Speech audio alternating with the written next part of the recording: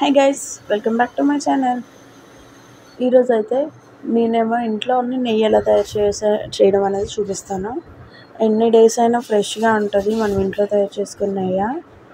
ఇదైతే మనం డైలీ తెచ్చుకుంటాం కదా పాలు, అట్లా దానిపైన వచ్చే క్రీమీ అంటే మిగడలా ఉంటుంది కదా, అది తీసి నేనైతే ఒక 1 వీక్ అవుతుంది స్టోర్ చేశాను. అది బాగా కడిగించుకొని మిక్సీలో వేసుకున్నాను.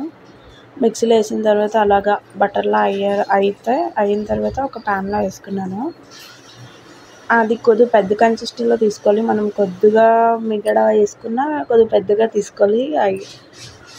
వేసుకోవడానికి మాత్రం కంటైనర్, ఎందుకంటే పొంగిపోయి మొత్తం బయటికి పోతుంది. ఆ తర్వాత ప్యాన్ ఏమో స్టవ్ పైన పెట్టుకొని అలాగా చూస్తున్నారుగా, అలాగా కలుపుకుంటూ కొద్దిగా బాగా మరిగాక కలుపుకోవాలి ఒకసారి కింద నుంచి పైకి. అలా బాగా కలిపిన తర్వాత ఎల్లోయిష్గా అయితే వస్తుంది. అది మరీ బ్లాకిష్గా వచ్చేదాకా వండకూడదు. కింద ఉన్న ఇదంతా బ్లాక్గా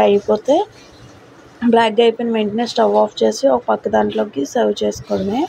ఇలాగ మనం బాక్స్లో పెట్టుకొని ఎన్ని రోజులైనా ఉంచుకోవచ్చు.